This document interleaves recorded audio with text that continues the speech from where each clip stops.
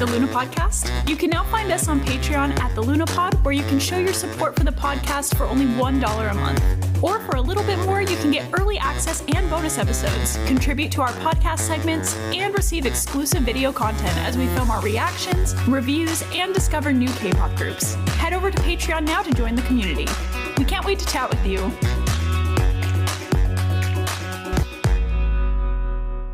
If this is what demons look like, sign me up. I'm ready for possession, no exorcism necessary.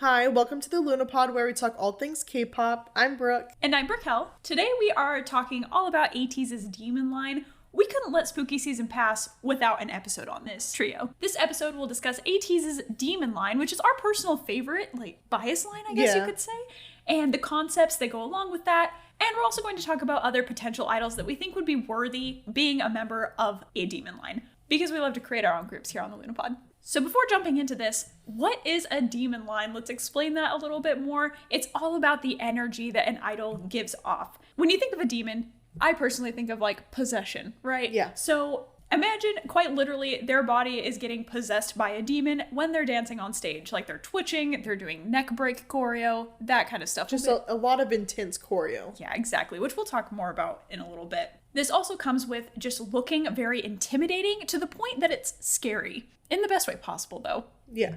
And also, it's using a demonic seduction. I don't really know how else to explain this, but think incubus, which is the male succubus. Yeah. That's the kind of vibes that we're going for. Overall, just giving demon fanfic energy. So going into the members of ATEEZ's Demon Line is Hongjoong. He is the captain, main rapper, vocalist, composer, and center for the group.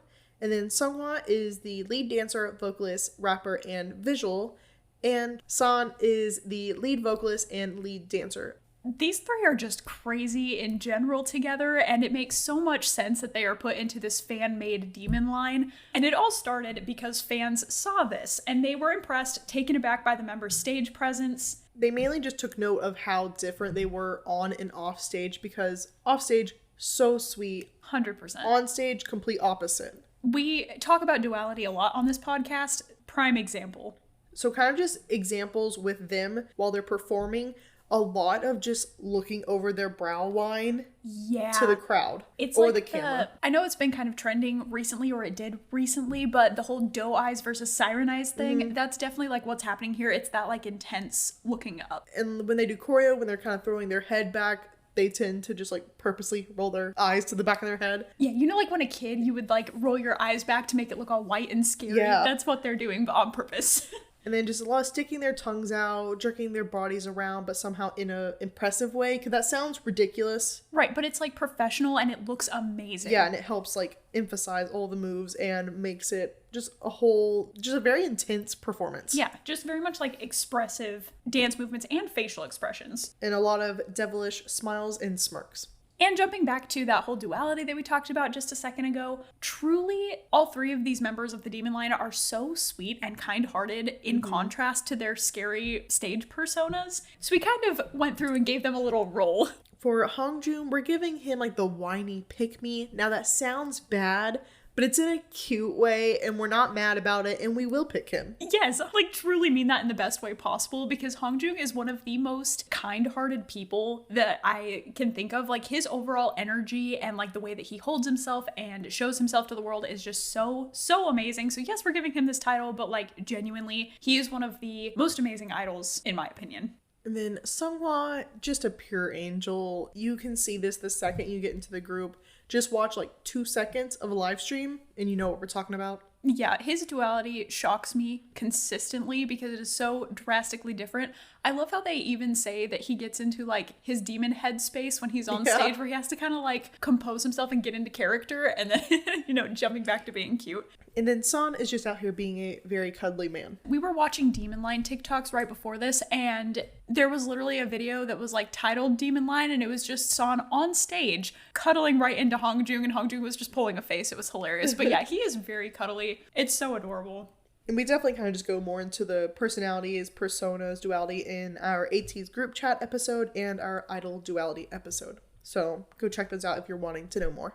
And we kind of wanted to pinpoint different performances that are perfect in order to see this demon line quality. Honestly, any performance, to be completely truly honest, but specifically these few. So 100% the Mnet Halloween stage of Wonderland. This is probably, I would say, the most iconic one out of all of these. Yes, like they have full spooky makeup on and the performance is so Halloween. Like this is what I'm looking forward to in the entire October season of like content that we are getting from like idols. Special stages or dance practices that are themed like that. My brain instantly thinks of this one.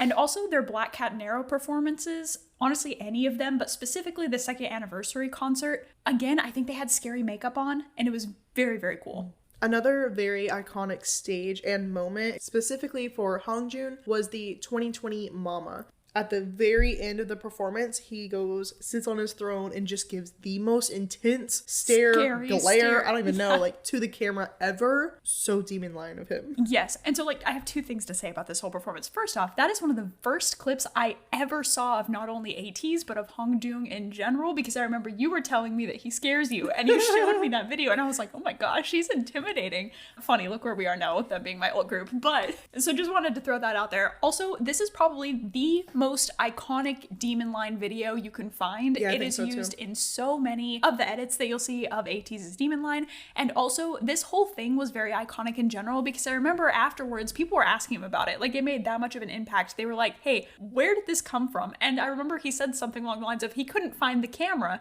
And so he just decided to look straight forward instead. And somehow that made it a million times more intimidating. Just very iconic of him. Next, we have Deja Vu. Specifically in the Deja Vu choreography, San has this neck snap moment thanks to Wooyoung when he does the choreography that he like goes to like punch up kind of a thing and he like flies backward. But more so than just the normal choreography, definitely watch the vampire version of this. We have spoken in depth about this performance. It is so top tier. And then we kind of separated out a special stage for each of the Demon Line members. And so for Seonghwa, definitely look up the KBS Gorilla performance. Very, very intense energy. Heads were gonna go rolling. We've said this since we very first saw Gorilla in general because it looks like their heads are about to fly off with how much they are like shaking it during that part. But yeah, this one is definitely good to watch. And for San, we have the Hala Hala performance, specifically the one from February 10th of 2023. If you go online and type in this exactly, 230210 San, it'll pop up. But he has this like smirking head snap moment and Hwa has his like crazy eyes. It's very good. Trust me on this one. It's definitely one of the best stages for San. I feel like a lot of his most popular fan cams come from Hala Hala era. I mean, Hala Hala in general is so amazing. That's definitely like a Demon Line song in general. Yeah. I cannot get over it. Side ramble for a second. We got to see this live in VIP and I am not over it to this day. It is one of my favorite like choreographies and the energy is just amazing. I hope they continue doing Hala Hala. Me too. That's one that stages. I don't want them to ever like take off the set list. It might happen eventually, but let's not. We all love it so much. And then for Hongjoong, definitely the MPD fireworks performance, just so energetic. He just had his leopard hair during this era and his pants were amazing. They're kind of like a red iridescent chrome. Red, black. Yeah, so good. Honestly, any single performance or stage or even music video, I dare say, that you look up of ATEEZ, you'll be able to see this because that is just like, ATEEZ is powerful dancers. They're very much known for that. So you can see this in many different places. Those were just some of our favorites that really showcase the Demon Line energy.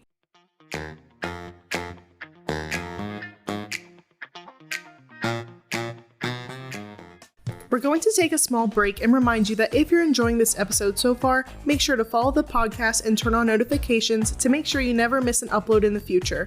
And if you'd like to show some love, feel free to give us a rating as well. We'd really appreciate it. Before we jump back into the episode, it is time for BM's tip of the week. And yes, we are talking about guidance.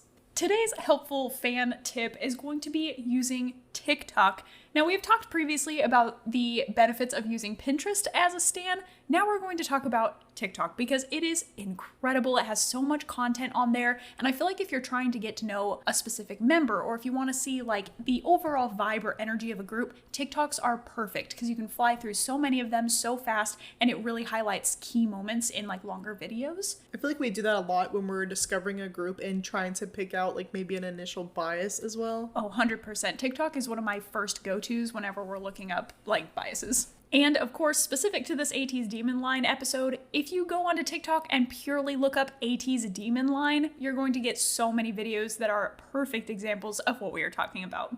Jumping back into the episode, we're going to discuss different concepts that ATEEZ has done that really just kind of emphasize and are perfect for our Demon Line. They have an overall dark pirate theme to them in general, and it works so well for them. They are known for this, to be honest. Like, you think pirate and Kpop, ATEEZ is the first ones that come to my mind. And they've definitely taken like a different route with their pirate lore, but it's still piratey, and I like still pirate love at the root, where they're like, I feel like pirate, I think you initially kind of just strictly think at sea, but like they've taken it to a new like piracy level. Itself can be in different scenarios, different parts of the world, and like I don't know if that makes any sense, but just I mean the vibes of a pirate. Yeah, and like kind of jumping even to like our bouncy comeback, like that's still at its core like piracy like vibes, but it's like Western outlaw concept. Exactly, which was iconic in itself. Yes. We were so excited for that.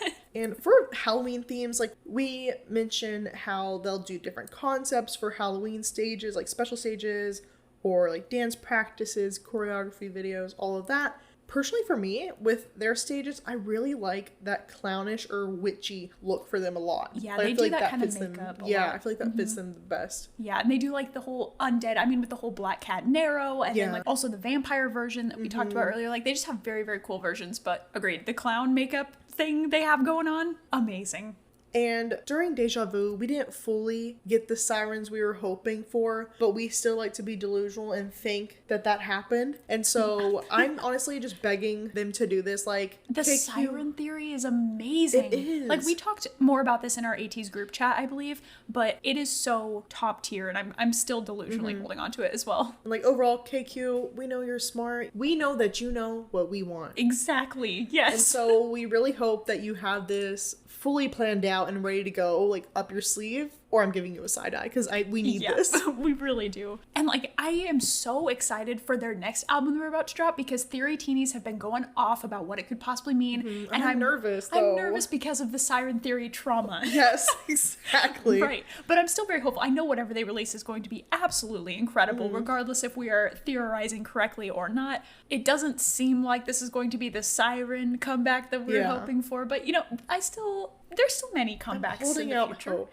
Yeah. And honestly, overall, I just really want a demon concept itself. Oh, that would be amazing. They would be able to pull that off so well, and they are not a group that utilizes subunits, honestly, at all, which I really wish they would. Yeah. Because I that's like how it interesting, actually. highlights different members together in a different way. It kind of lets them shine differently. Yeah. And brings out something in each other. I didn't really realize that until right now, that they really don't. I mean, they don't even really do solo They work don't very much. If you hear a jingle jingle in the background, it's Rover playing with his mouse. He might have to go away in a little bit because it's kind of loud. But He's that's cutie. what you're hearing, our little Black Cat Nero. Ah, he is our little Black Cat Nero. Anyway. But I really wish they would do subunits. I love subunits so much with different groups, and I feel like theirs would be amazing. I feel like a lot of the members are underrated for their vocals all the time, yeah, or not 100%. given as many lines, so that would be a great way to utilize that. And to have a Demon Line song itself, Oh my gosh. like that would be as top tier as like when we get a 3 Racha song. You know, like Yeah. that's how big Demon Line is to a teenie as like a stay with 3 Racha. So That is a very good please just give it comparison. to us. Like it's I need it. That would be amazing. Because I know in the past they've done like some solo songs, but it's been a long time since they've even done that. So yeah, I mean, it's time. We also need to talk about ATEEZ, the fandom's demon energy, because they soak it up just as much as ATEEZ gives it to us. I feel like whenever you go to a concert, ATEEZ love to dress like the Demon Line. Yeah. They're dressed very edgy, very cool. They have the dramatic makeup, and they definitely like just give that energy in general. Like, not in a bad way, but it's very protective. It's very, like, confident, I guess you could say. And it kind of gives demon energy too. So I think that's cute that the fandom, like, kind of matches them. Yeah, channels their inner demon as well. And also, a prime example of their demon energy is at the concert during Gorilla when they are shouting, break the wall. Whole stadium's shaking. I'm pretty sure ATEEZ themselves can't hear themselves. I'm pretty sure I just saw an edit of that where I don't know what I saw it on, but somebody made a compilation of like all of these like break the wall moments from like different parts of the stadium, which was like cool to hear it from different areas. It was amazing. It's so loud. So loud, yeah. Definitely a proud ATEEZ moment for that one. Now, we wanted to give out honorary memberships, I guess we could say, for other idols who are not in ATEEZ to be a member of a demon line. Right, they give the same energy kind of a thing. Before we jump into these other idols, though, I do want to give a huge shout out to the other members of ATEEZ who sometimes join the demon line as well. Prime example of this is Yeosang recently singing from the literal guttural pits of demon energy in their song Dune.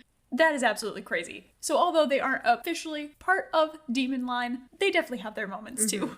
And so many idols have just incredible stage presence and are amazing performers, but these idols have something that kind of sets them apart from others when performing. They just somehow flip a switch and they turn that on the second they come on stage. Yeah, like we said, it's that duality that really plays into it. So starting off, our first member is Hongjoong from ONEUS. Oh my gosh, if you were to put anyone in a demon line from all of K-pop, he is my first choice. He is too. He is such a like small sweetie, but then goes to he's making me flustered in a heartbeat. He makes me so nervous. Yeah, I fully get it. Now, each subunit in fandoms have like different names for little units like this, like how we call them Demon Line. We don't know if Soho, Ito, and Hwanwoong necessarily have an official fandom little unit name, I guess. Trio name. We just kind of been calling them our unholy trio because honestly it tells you enough. But specifically for their sexy back cover that they performed it previously during their last tour. And they recently did like a whole medley that involved the song Unholy by Sam Smith. It was so amazing. And again, the demon energy there. It's just like anytime you see those three together, you know something's up. And you know it's going to be incredible. Yeah. Hwanwoong just has the most amazing stage presence, first of all, but also his facial expressions, I think, are one of the main reasons that we consider him an honorary Demon Line member, because they are unreal. Some great examples of him channeling this demon energy would be No Diggity, Crazy Hot, and then the covers that we just mentioned. The next member is Hwasa from Mamamoo. She's such a cutie and like adorable maknae, but then again, 1 second later, she is the most powerful, dangerous, intimidating woman. Like, you see her and her energy, and you're like, how is this the maknae? For real. I think I've said this in a previous episode too, but I feel like she gives me similar energy as I am from Monsta X. 100%. I always say that. She's like the female version of him. Yes. I'm like, yeah. Uh-huh. Yeah. 100%. Why does it like the Grinch? I've never tried to talk like him before. 100%. That's it. I'm not calling. Wait. Suddenly. Wait a minute. I've never tried that. It's so good, too. Stanitites. That's hard. I'm trying for him to say Stanites. How do you channel the Grinch? Stanites.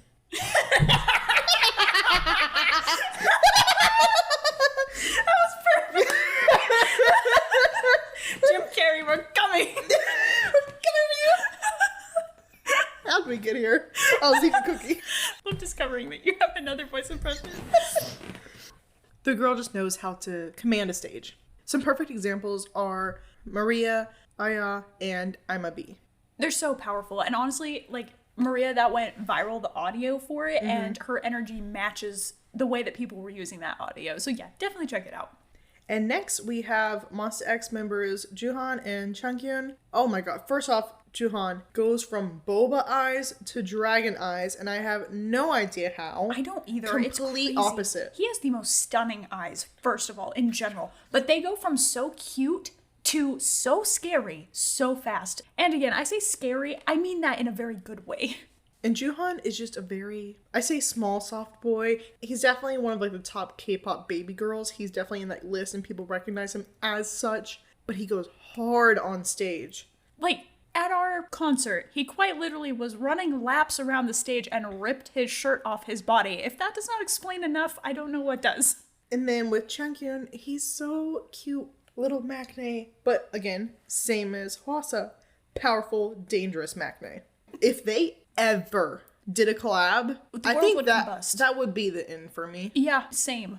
He's just such a cute little giggly thing with his members because he is the maknae, but just very intimidating when performing. And when I first got into them, he was the most intimidating one. And that wasn't necessarily like steering me away from him, but I was like, oh gosh, he makes me nervous. Like, I can't do this. So he's always been a wrecker because of that. But good examples for each of these members, honestly, like everyone that we're talking about, everything they do. Yeah. But for Joohan specifically, go to Beast Mode, and then for Chungkyun, go to Love. Another idol that definitely channels demon energy is Taeyong from NCT. He's the most innocent, almost timid boy, and then turns into the most intense performer, commanding the stage. You cannot look away from him. He has always, like, since I got into K-pop, and again, NCT was, like, my first group, he has always been one of my favorite performers, and I don't think that will ever change, regardless of other idols. I completely agree. I am very new to NCT, but I really have been growing a deep love and appreciation for them. But Taeyong is so incredible. He's part of Super M as well, and I feel like that is where he belongs. He is one of the top performers, and like truly, I feel like every single thing he releases, like even his selfies or the photos he takes and posts on Instagram, they're giving demon energy. Like they're just so top tier. And with him being the leader of NCT, his duality is so perfect for that because he is like this little sweet, timid guy for his members and just very caring and loving towards them. And I would say a more reserved leader. There are some, not that I would say like give off a harsh energy, but more like, I guess, strong in a different way as a leader, and he's very like chilled out. Which I don't know how with that many members he has to take care of. Ridiculous. That's probably the reason he is that way. Yeah, he's like, I gotta chill out. This is too much. But then, again, when you think this is the leader of NCT, you expect nothing less from him with the way he performs. Like, that's exactly how the leader of NCT should perform. Period. That was a power sentence if I've ever heard one. So perfect examples for him are Kick It, especially during, like, the dance break. Oh my gosh. And then Favorite, and of course our new baggy jeans. And lastly, we have Kai from EXO. He is just a literal teddy bear in real life, very sensitive, but he basically turns to Damon from Vampire Diaries and turns off his humanity when he performs. Oh yeah, all you Vampire Diaries stands out there, you know what we're talking about. And again, some good examples would be Obsession and Rover. And very unrelated, but I really want SF9 to do like darker concepts. Me too. Because I want like that crazy shock that I had when we were watching RPM and Channy was the one in the helmet and I was dying. I was like, that better not be him. That better not be him. And it was. And it was. I just want that kind of shock from them again because that was an amazing music video. Yeah. I feel like they would do this concept so well. And I know, like, Rowan isn't a part of the group anymore, but, like, that kind of actor energy from all of them would be so amazing in a dark concept. Oh my gosh, I'm really wanting this now that I'm thinking about it. They need to hurry up with their enlistments and get back and do this. And to wrap up this episode, we are going to do our Song of the Moment. This week, it is going to be Trouble by Even. They just debuted, and they're a group formed of Boys Planet members. So excited for this. We are starting to see a lot of the Boys Planet members starting to debut in groups, and it is so exciting. And Trouble was really good. I'm very excited to see what they do in the future as well. So definitely go check that one out. And before we tune out for today, we just wanted to let you know that we did get to know 82 Major. We watched their debut and started our Discovery series over on Patreon. We also watched some October comebacks as well. So if you'd like to join us, you can find us at the Lunapod, where you can also get exclusive content and participate in podcast segments like shouting out your favorite song for the Song of the Moment. And head over to Instagram at the Luna Podcast to our pinned post to find out other ways that you can get involved with the podcast. As always, you can find us on Twitter, TikTok, and YouTube at The Lunapod, and on Instagram at The Luna Podcast for up-to-date information on episode releases and behind-the-scenes fun. We post all sorts of content, so definitely make sure to follow us and check that out. Thank you so much for tuning in, and we'll see you next week. Bye!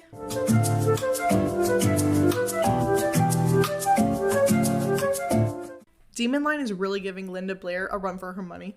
Tea.